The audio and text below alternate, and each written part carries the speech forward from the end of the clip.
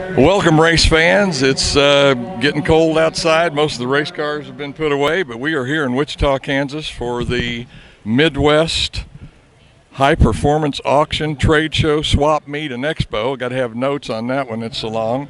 But I'm here with Nicholas Carpenter, and Nicholas is probably one of the best young modified drivers we've got here in the Midwest right now, running E-mods.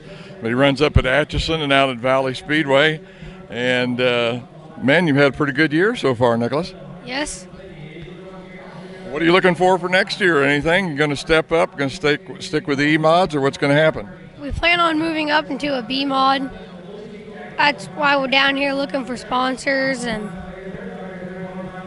Just a lot of money in it, isn't it, man? You got to have that money behind you before you can get the equipment, because if you ain't got the equipment, you can't get out there.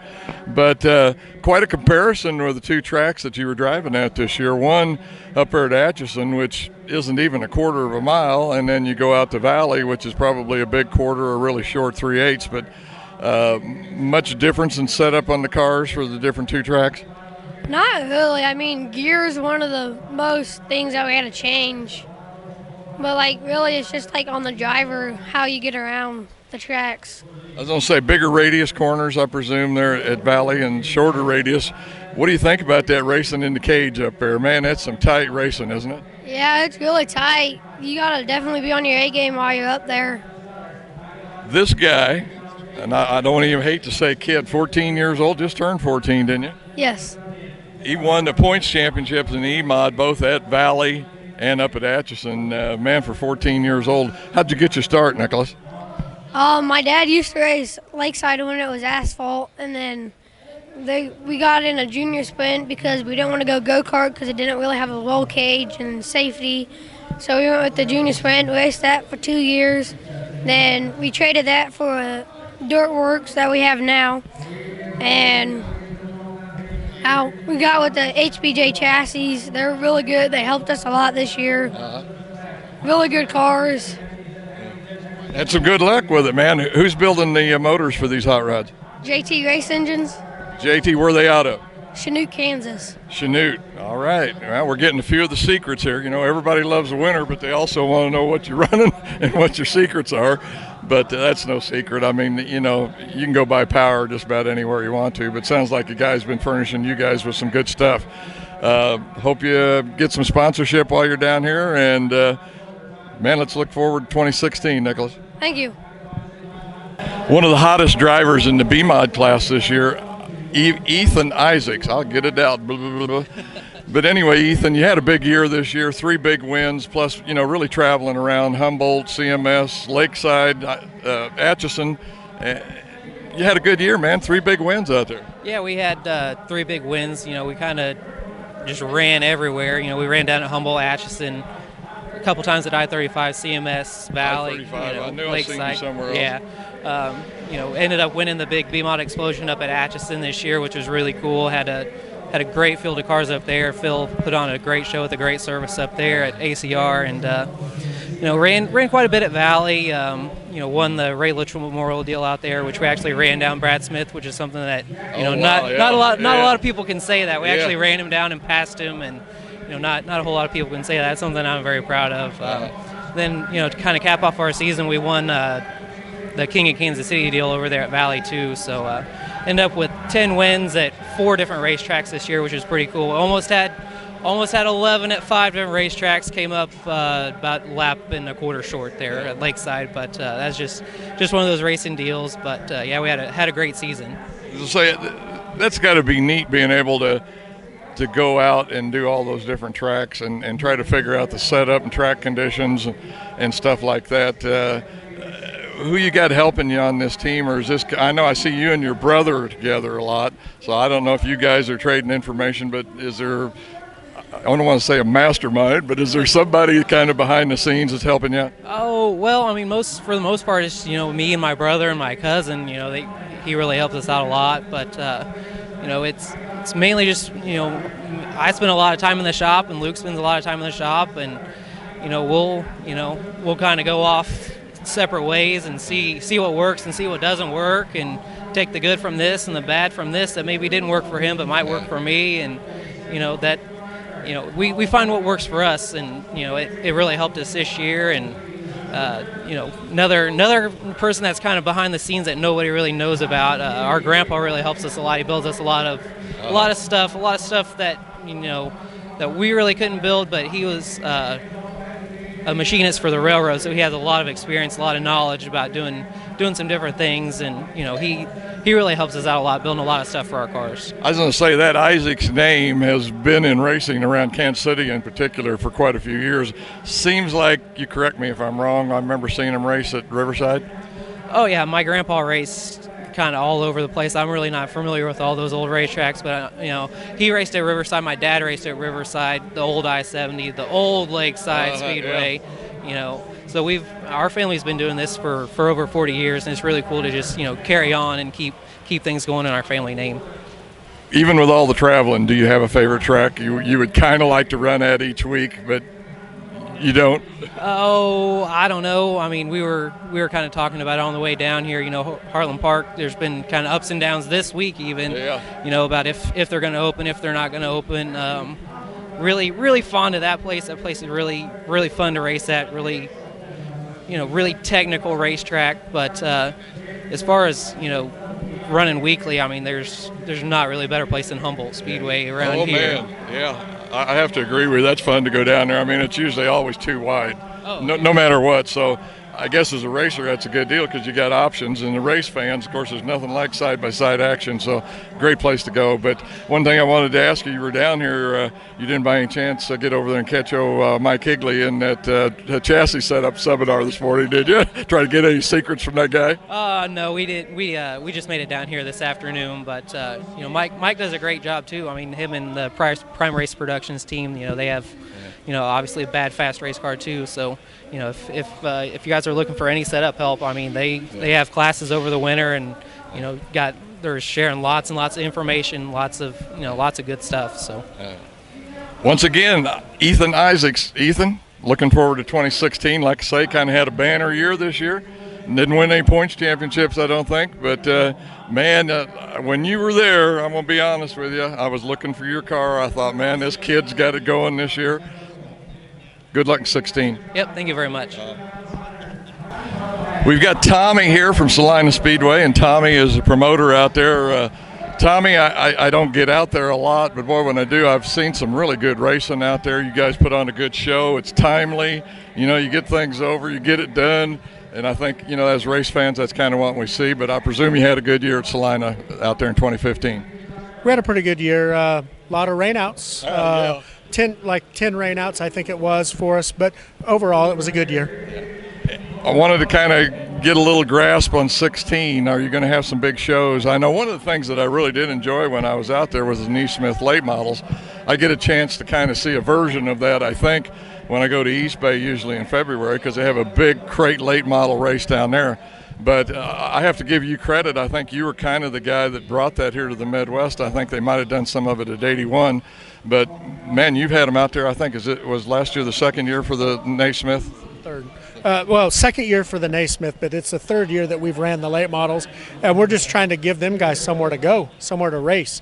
They don't have anywhere that they can go and it be cheap, I guess, so to speak. And Naismith is a pretty good package for them, the crate motor, and, they can run their car basically. Not a whole bunch of rules difference, but it just gives them somewhere to race on a every other week basis. How about any big shows? I was thinking you had a ASCS National Tour race out there. Last year we did. We're going to go something different this year. We're going to have a spring show, April 1st and 2nd, and then we're going to run a NCRA NSL sprint car show on May 27th, and then we'll have the NCRA Modifieds on September 2nd, and then we'll bring in for our Mid-America Clash 4 this year, and that'll be the last weekend in September. Boy, that sprint race sounds like a good deal. The other thing I kind of like about it is you might say it's kind of an in-state deal within CRA because you should get quite a few cars from Wichita out of that deal. Yeah, I think we'll get quite a few cars. Tommy Estes is running the NSL now, and he's pretty well liked in the sprint car world. So he's pushing that thing pretty hard. And C-Ray with the NCRA, he's going to have all his guys, and so hopefully we'll have a good showing. What's going to be the weekly classes? We run weekly.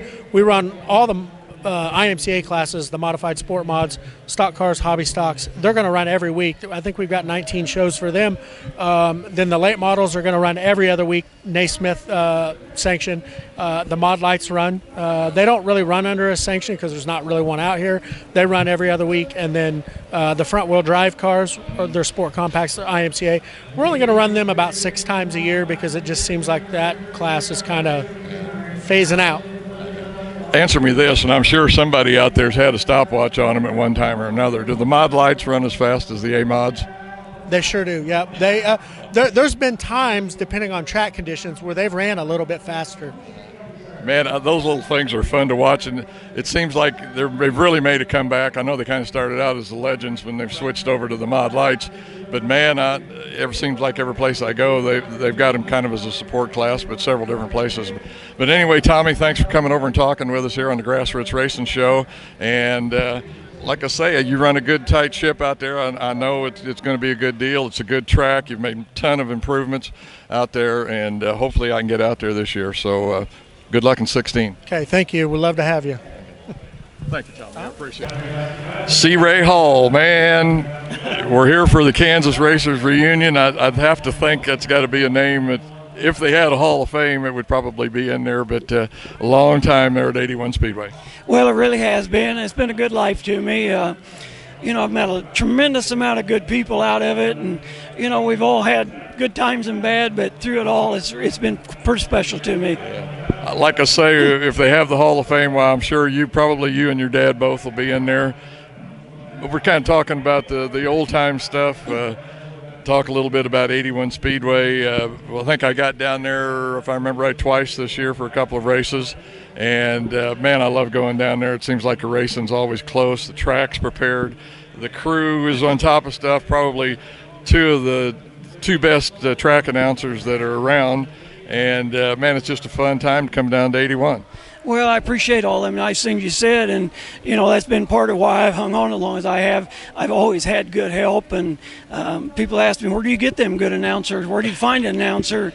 They've always found me, so I've been very fortunate to have good people. I tell people I can put 15 to 20 years at every position at that racetrack, and it's not too many racetracks can do that. One of the things I get on you guys' website, kind of check a schedule and stuff, and you kind of got a personal profile of just about everybody that works at the track, and I think that's kind of neat. Like you say, they've been around long enough, you know something about them, so it's easy to do, but they're all talented people, and like I say, a fun time to go see a race down there. For 16 coming up, in fact, I just saw Jeremy Campbell outside, and he was telling me about a big sprint car race you're going to have down there in March or April. March, yeah, it'll be the last weekend of March. Actually, it's going to be the 5th year that we've been doing this, and this year going to be pretty special. We're going to try a 10,000 to win, so it's got a lot of the racers excited. Somebody said something about how many cars you're going to have, and I said, really? That's the third thing that I'm concerned about. Number one, concerned about the weather.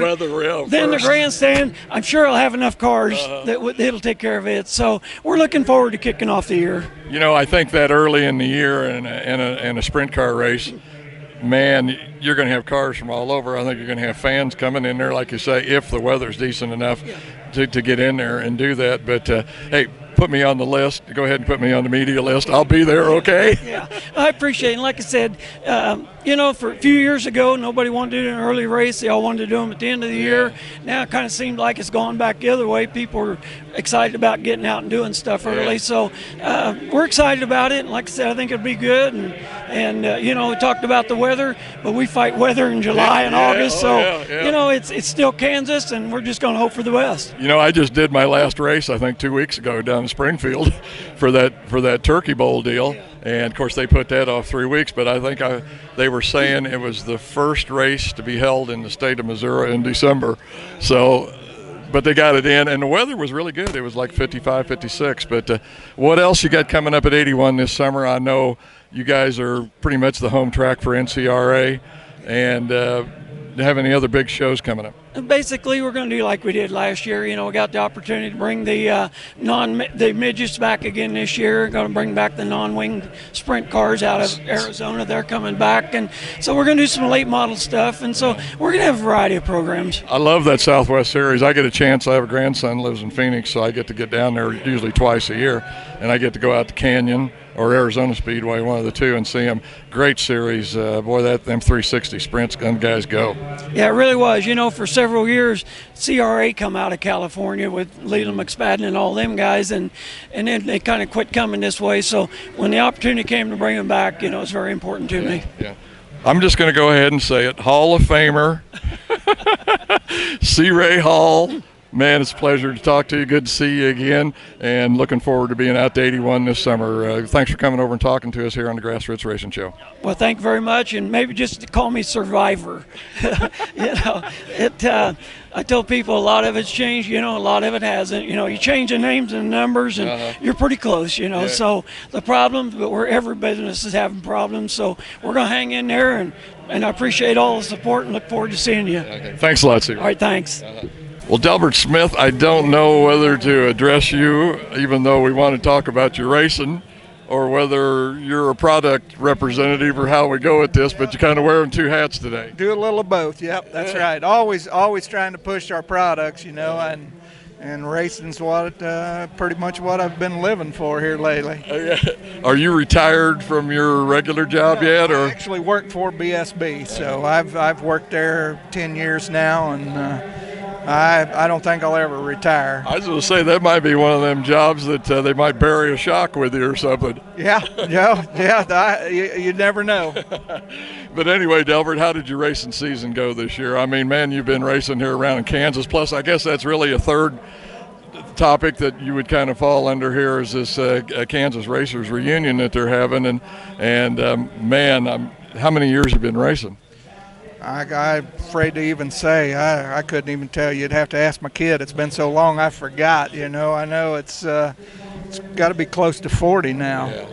4 decades, man. That's a lot of time, a lot of money, a lot of sweat and tears. A lot of changes, you know. It seems like it's been the rules just keep evolving, the cars keep changing, but you know, it's been real interesting, been fun to be a part of. Plus that shock package deal, man, I hear so much about shocks anymore too, talking about BSB.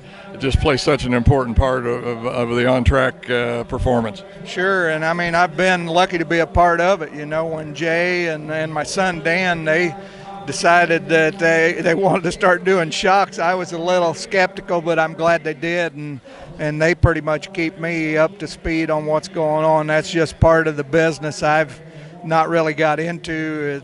Jay handles most of the shock stuff, so and I try to do the rest, and it's been real good. But shocks are like computers. It seems like every day there's a new piston or something new, and you got to stay on top of it, and you know Jay does. That's one thing I will say. He works at it as hard as anybody I've seen. You know, staying up to speed on what's going on. Let's say the technology just changes so much anymore. It seems like it seems like every 2-3 months, 6 months, there's something different, and if you're not on top of it, then you're behind. Yeah, I mean, we'll be machining on pistons, and before we're done, he's already thought of something that he might want to change the next time we run them. So it just seems like it's just like I said, it evolves about like computers. You just got to keep working at it. Yeah.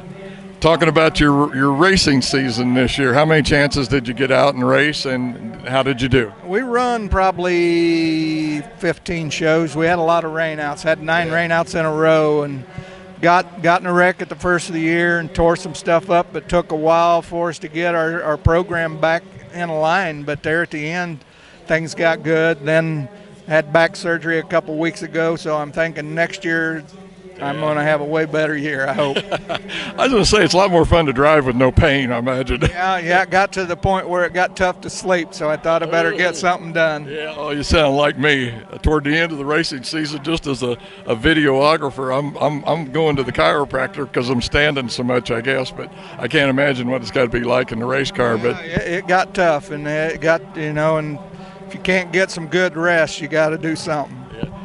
again in 16. Now, are you going to stick with the crate late model deal? I mean, is that Naismith you're running with or NCRA? Yeah, NCRA is their. I was just talking to their tech guy, and they're going to be crate only. So it's good for me. I'm happy to see it. I think that's the future for late model racing in our area, and it's affordable, and a lot of the modified guys have some crate stuff, so I think we'll see more and more, and I think it's going to build. It's going to be a good deal. I'm going to tell you the truth. I went down to East Bay last February. Of course, they have a big crate late model race down there, and truthfully, I thought it was as fun to watch as it was watching the Lucas Oil late models. I mean, maybe it's just me, and I appreciate the small guys a little bit more.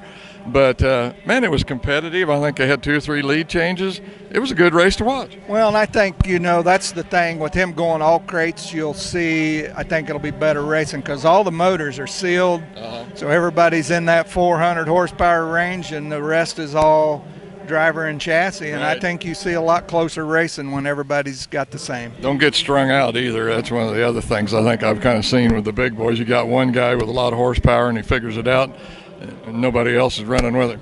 Yeah, and I mean the crate deal, it's, like I said, everybody's got the same thing to work with, and it just makes you get on your chassis and get on your tires and get on your driver. Get up on the wheel. That's right. Delbert, it's been a pleasure talking to you, man. I appreciate you coming by and talking with us here on the Grassroots Racing Show. Man, let's have some fun in 2016. We're going to. Thank you. Appreciate you having me. Thanks.